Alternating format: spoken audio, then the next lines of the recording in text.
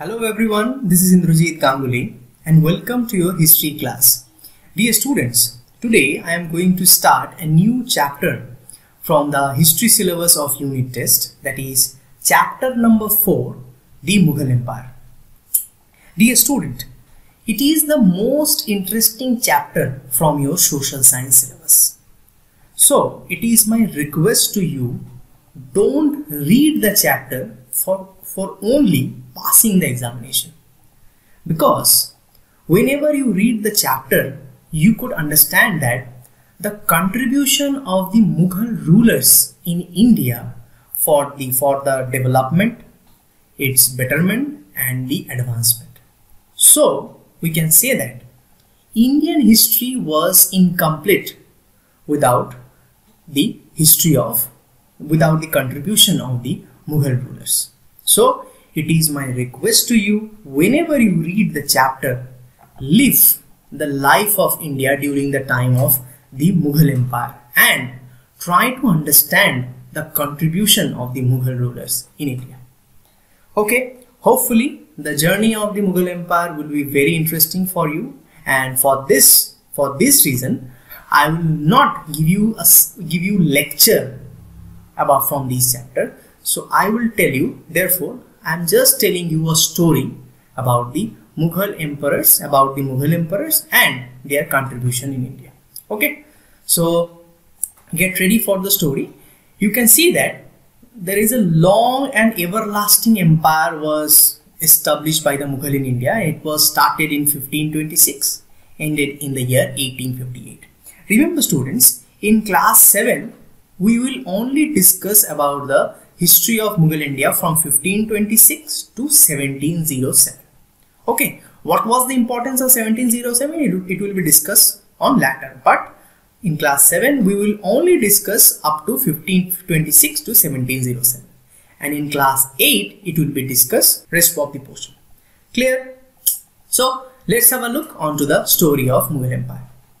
Before the Mughal rule in India, India was ruled by the Delhi Sultans.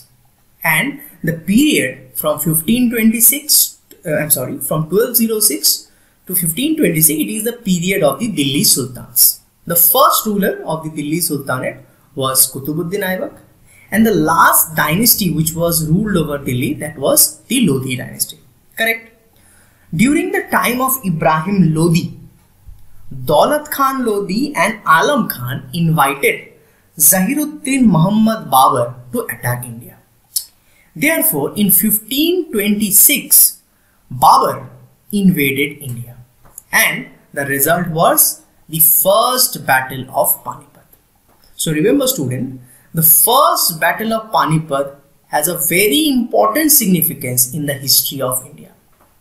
I think you remember that in the first battle of Panipat, Babur, the Mughal forces was victorious, and you will be surprised to know that it is the first war when Babur used gunpowder in India, and you will be surprised to know that the Mughals came up with only 15,000 armymen, while the Lodis have more than 1 lakh armymen, but still the Mughals became victorious.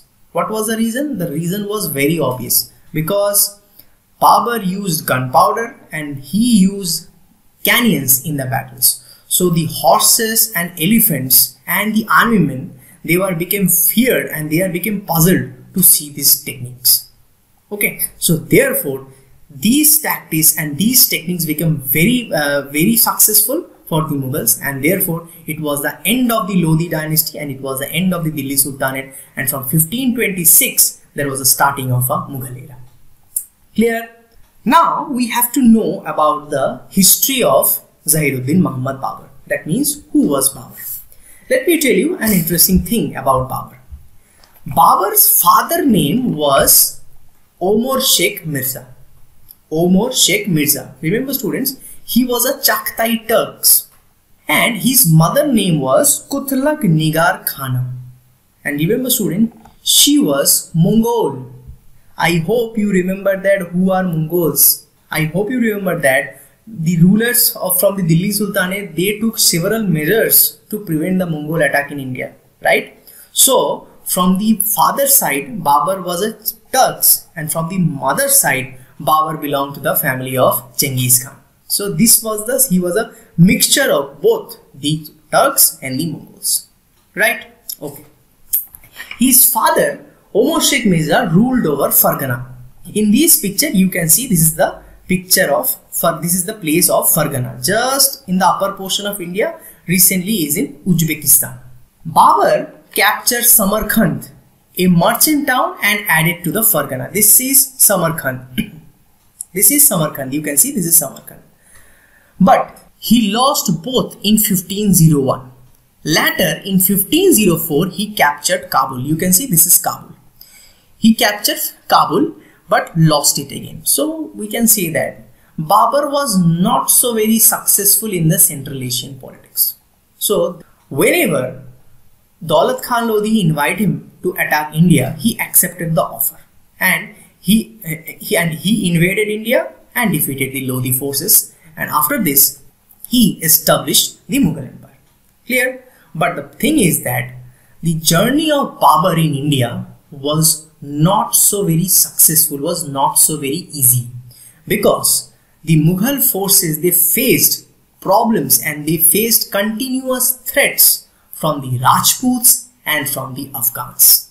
To consolidate the power in India, Babur has to fight many wars, and Babur has to defeat his rivals. So in 1527, Babur fought the Battle of Khanwa against the Rajput chief of Mewar named Rana Sangha, and Babur became victorious.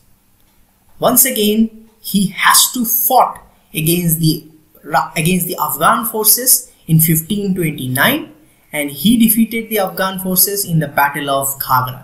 So to consolidate the Mughal power in India, he fought two wars. First one is Battle of Khanwa and second one is Battle of Khagra. But the thing is that Babur rule in India could not last long. Babur died in the year 1530. He established the Mughal Empire in 1526 and died in 1530. After the death of Zahiruddin Muhammad Babur, the throne of Mughal Empire was inherited by his eldest son, name was Nasiruddin Humayun.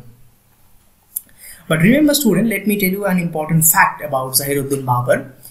Babur was a great scholar of Turkish and Persian languages, and he recorded his experiences in a book called Tuzuk-i-Babri. Tuzuk-i-Babri. Remember students, Tuzuk-i-Babri was the autobiography written by Babur. And remember one important thing, Tuzuk-i-Babri can be also known as Baburnama. So if there is a question, what is the name of the autobiography of Babur, you can say Tuzuk-i-Babri or Baburnama. Okay.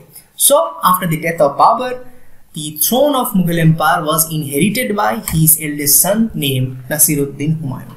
But remember, the Humayun was not so very capable and not so very good like his father, because he faced threat from the Afghan forces, and he fought two wars against the Afghans. The first one, that is in 1539, this war is known as Battle of Chausa.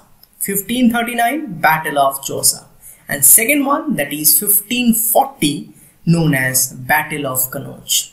So in these two battles, Humayun defeated against the Afghan forces led by Sher. After the defeat of Humayun, it was a slight stop of the Mughal Empire, and Sher captured the throne of Delhi and started the Suri dynasty. Clear? Okay. Now it was another shift of the politics of Delhi. Mughal Empire was slightly stopped because I cannot say the Mughal Empire ended, because Humayun was alive. Humayun had to flee from Delhi after the defeat, and Sher Shah Suri captured the throne of Delhi. Sher Shah was a very interesting person, and I must say that Sher Shah was one of the greatest ruler in India. Do you know his original name was Farid Khan? And he got the title Sher Shah because he killed a tiger. Okay, and I'm telling you that Sher Shah was one of the greatest ruler in India because he was famous for his administrative reforms. Now let's have a look onto the administrative reforms of Sher Shah. During the time of Sher Shah, the administration was centralized with the king as the most powerful person. Division of empire into 47 units called sarkars. Each of these was further divided into parganas. Each pargana had its own administrative system with amir, lawkeeper, treasurer and account keepers. Sarkars were placed under Sigdar-e-Sigdaran and Munsif-e-Munsifan to supervise the work of the Pargana officer. To manage and check the performance of his officers, Sher Shah adopted the system of transfer across the empire every 2 or 3 years. He personally supervised every branch of the administration. Now, the important contribution of Sher Shah. Sher Shah started the postal communication system on the horseback. Remember student, it is a very important contribution. It is not in your book. I must tell you to please insert these information into your book. He introduced the postal communication system on the horseback, and he also constructed many inns on the sides of the roads because for the pedestrians and the travelers. Major contribution of Sher Shah in India was, I hope you know that, the construction of Sarak-e-Azam, which is recent day known as the Grand Trunk Road. The Sher Shah constructed Sarak-e-Azam, and British government just expand the road and just rename the road as Grand Trunk Road, and it was a major contribution of Sher Shah. I think you know that the Grand Trunk Road is a GT road. So whenever you walk in the GT road, just think about the name of Sher Shah. But the thing is that Sher Shah's rule in India could not last long. Sher Shah died when he was cleared his gun barrel, and he ruled over India only for 5 years. After the death of Sher Shah Suri, Humayun defeated Sikandar Shah Suri, the successor of Sher Shah, in the Battle of Sirhind in 1555 and recaptured Delhi. So it can be said that if Sher Shah is there, so the Mughal Empire could not be re-established or Humayun could not recapture Delhi. So it was a miracle. It can be said it was a miracle. After the death of Sher Shah, Afghans are defeated and Humayun recaptured the throne of Delhi in 1555. But the thing is that Humayun also could not survive. So on next year, that is on 1556, Humayun fell from his library and died.